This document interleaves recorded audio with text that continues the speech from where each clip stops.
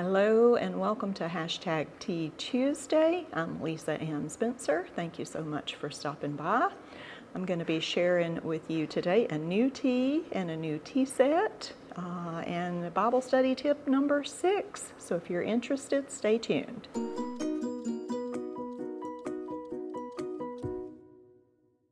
All right, today's tea set is Traditions Fine China made in Thailand for Johann Haviland China Corporation.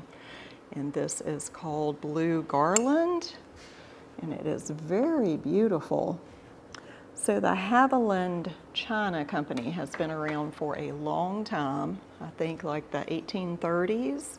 So though this print is very old, it is one of their very old designs, and it was then reprinted later. So this set is actually a newer set. This came to me again from my husband's grandmother, the same one that I showed you last week. I shared with you last week the Sheffield Imperial Gold. That is an older set. I read more about it, and the Sheffield China comes from clay from Sheffield, Massachusetts. So that's where it got its name. And as I said, it's an older company. Johann Haviland is a very old company. It changed hands many times in the Haviland family and then was purchased by, who was their name? I think it's also on here.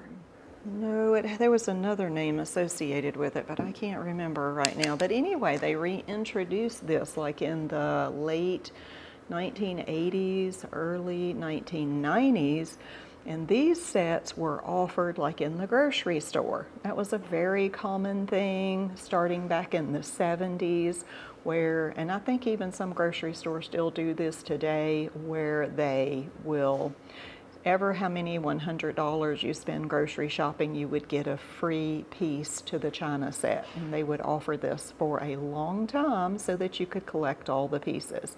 So I assume that my husband's grandmother, that's how this came to her. She probably received a couple of free pieces.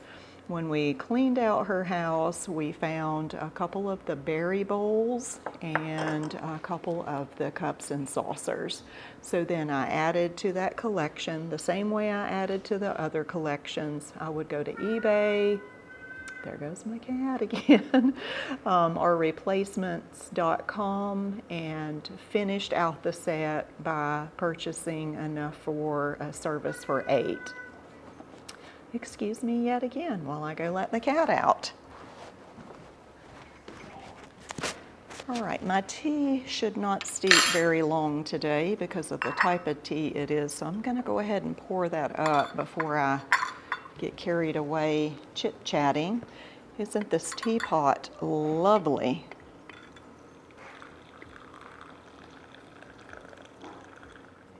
This, I think, is my personal favorite tea set just because I love blue and I think it's just such an elegant design. I really like it. I have people tiptoeing all around again as usual. So today's tea is a jasmine green loose leaf tea. So let me put my glasses on and read what it says about it. It just says jasmine green tea. This is a private selection. Kroger carried these for a while. My Kroger no longer carries it, but maybe your Kroger does. It's the, did I say already, private selection? That's Kroger's label.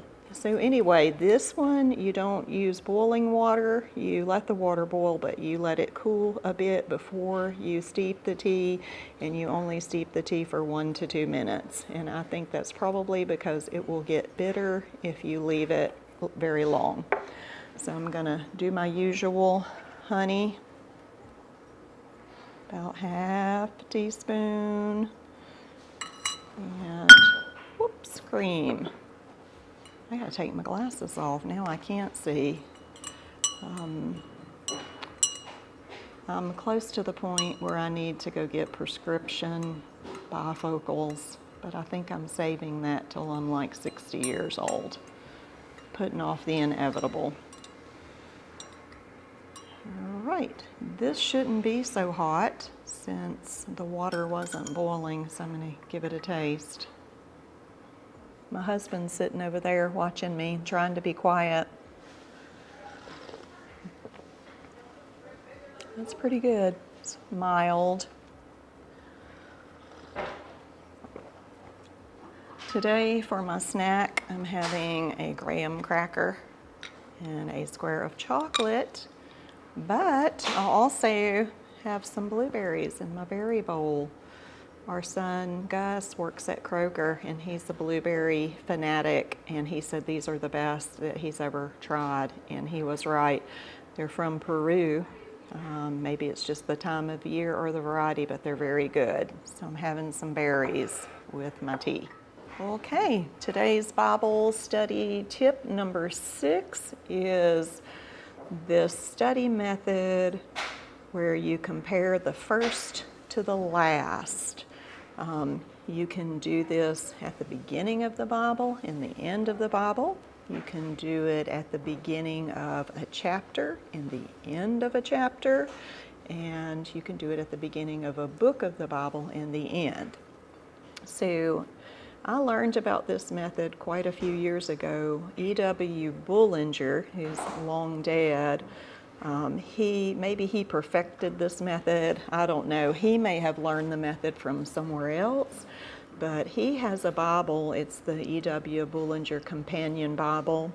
And while I usually like a Bible that has no study notes, no references at all, because I just want to study the Bible and let the Bible say what it says without, any ideas from man clouding my thoughts. But the Bulinger Bible has a lot of appendices, and they are really worth the time it takes to study those. And I'm going to put in a link in the description box below. His Bible is available in PDF form, so you can just digitally take a look at any of those books of the Bible. And what he would do is lay out the structure of the entire book of the Bible, first to last, in the Bible, in each book, and in each chapter. So I thought I would just show you a couple of examples today, just to get you started. Say, for example, in Genesis, the first book, of course, chapter 1, verse 3, it says, God said, let there be light, and there was light.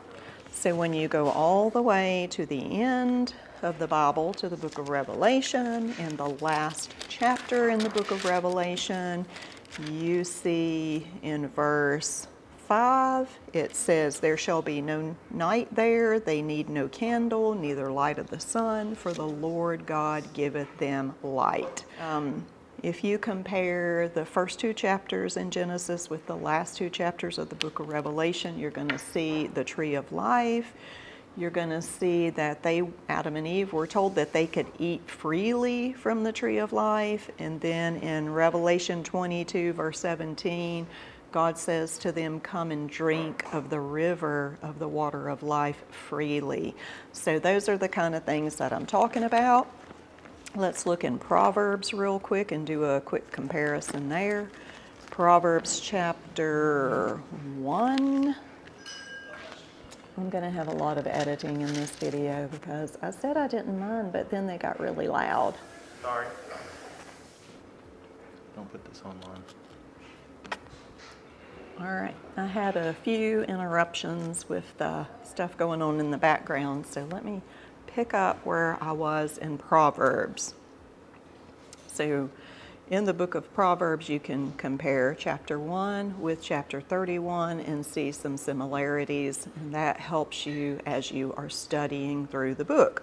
For example, Proverbs chapter 1 and verse 7, it says, the fear of the Lord is the beginning of knowledge.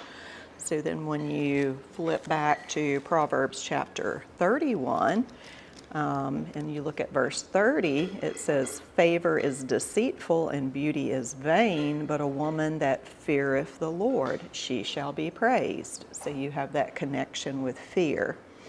Also, you have Proverbs chapter 1, verse 8. It says, "My son, hear the instruction of thy father, and forsake not the law of thy mother."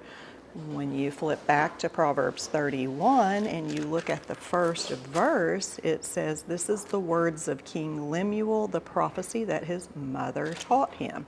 So you have a mother teaching in chapter 1 and 31. And then also you see wisdom portrayed as a woman in chapter 1, and then in chapter 31 you have the virtuous woman. So that is my Bible study tip for you this week. It is, you wouldn't call it a law, but it's a rule of Bible study comparing the first and the last. I hope that that is helpful to you as you are studying your Bible. I encourage you to do that. If you have any questions, you can just drop them in the comments below. And before I sign off, I'd like to thank Patty at Life with Patty and Kathy at Kathy's Favorite Things for hosting this open collaboration called #teatuesday. You can just type #teatuesday in your search bar on YouTube, and it will bring up all the videos of the people who are participating. And people do lots of different things. Some do crafts, some actually read books to you while you're sitting and having tea. Some just chit chat about life and what's happening. So do be sure to check those out, and I look forward to seeing you next week on another #teatuesday.